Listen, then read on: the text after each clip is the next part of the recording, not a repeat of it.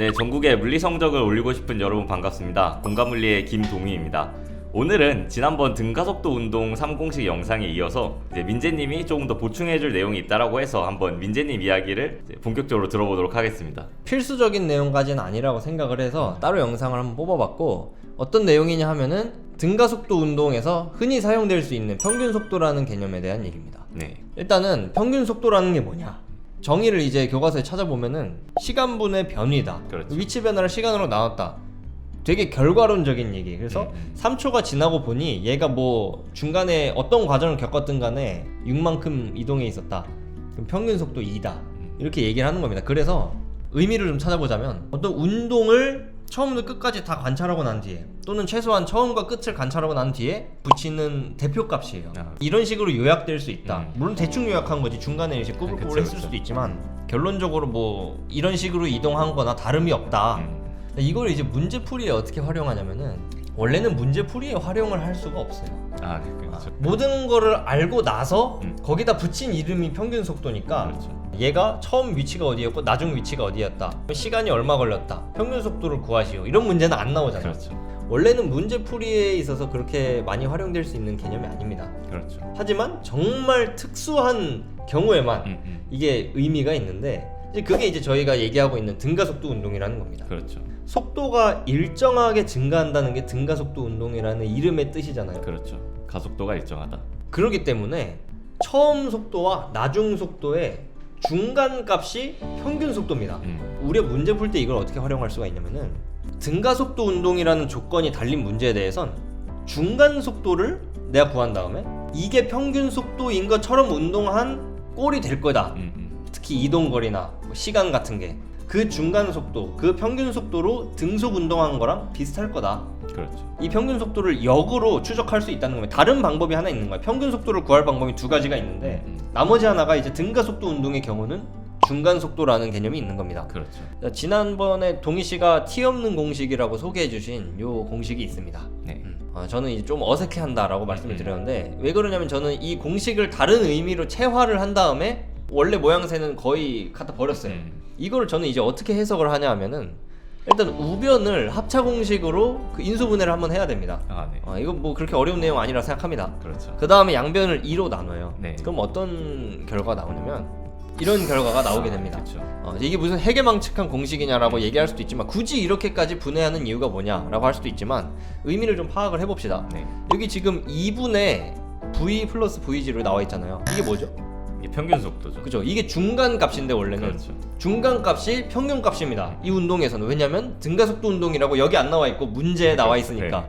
여기서 이제 또 추가적으로 양변을 한번 t로 나눠보죠. 그러면 어떤 일이 있냐면은, 왼쪽은 a 곱하기 평균 속도가 됩니다. 그렇죠. 그죠? 왜냐면 변이를 t로 나눴으니까. 그러면 오른쪽도 평균 속도 곱하기 t분의 속도 변화. 그렇죠.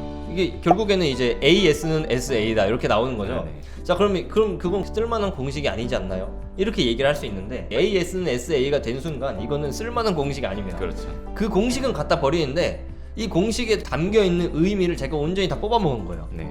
평균 속도로 해석을 하게 되면 이 공식에 담긴 의미를 전부 내가 다 먹어버린 게 된다. 그렇죠. 그래서 실제로 저는 문제를 풀 때 그냥 평균 속도가 얼마니까 라고 해서 푼 게, 답지에는 이 공식을 써서 그렇죠. 풀어놓은 게 굉장히 많습니다.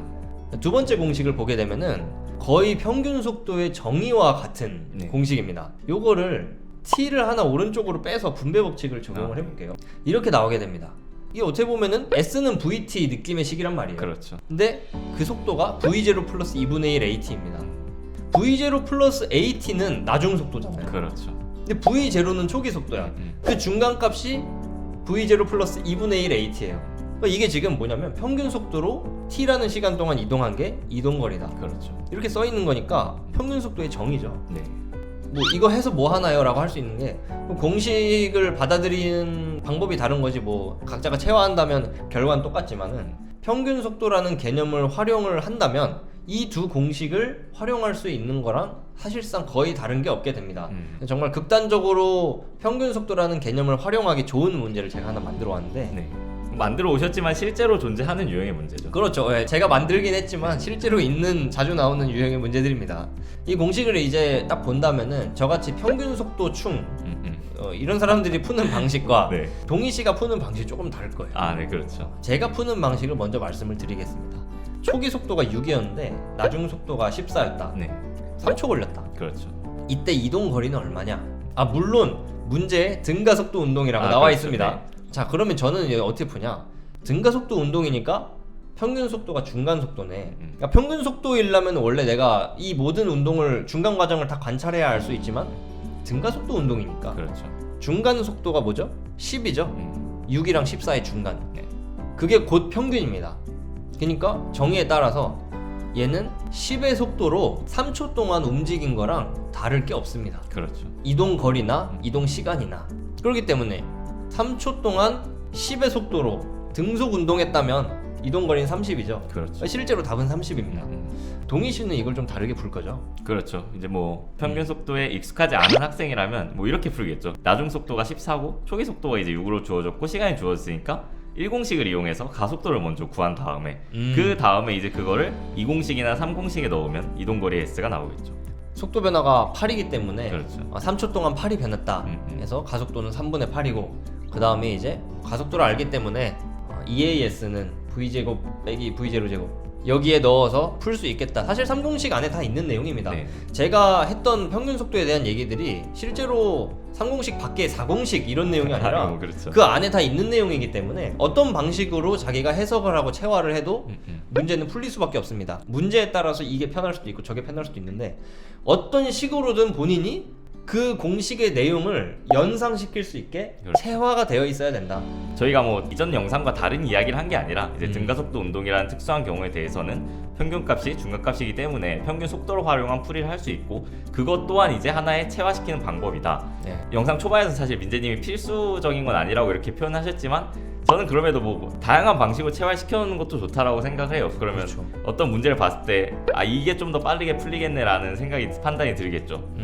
외우진 않았으면 좋겠습니다. 아, 뭐, 네. 이걸 외워가지고 이제 내가 문제를 풀 때 옆에 쓸 공식이 4개가 돼버리면은 그 선택지만 늘어난 맞아, 거야. 맞아, 그럼 맞아. 손해야. 맞아, 그런 식으로 하면 손해고 관점을 이렇게 다르게 할 수도 있구나. 심지어 두 가지 관점을 내가 동시에 혼용할 수 있는 사람이 되면은 방식을 선택할 수 있는 효율적인 학생이 되겠죠. 맞아요. 등가속도 운동 3공식의 어떻게 보면 외전편인 이제 평균 속도에 대한 내용을 여기서 마무리할 수 있을 것 같습니다.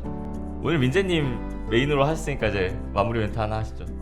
마무리 멘트를 항상 준비를 안 해오는데 수능이 다가오고 있는데 네, 그렇죠. 열심히 공부하시고 좋은 결과 있으셨으면 좋겠습니다. 네, 좋습니다. 네, 그럼 여기서 영상 마무리하도록 할게요. 지금까지 공간물리의 김동희, 김민재였습니다. 네, 감사합니다.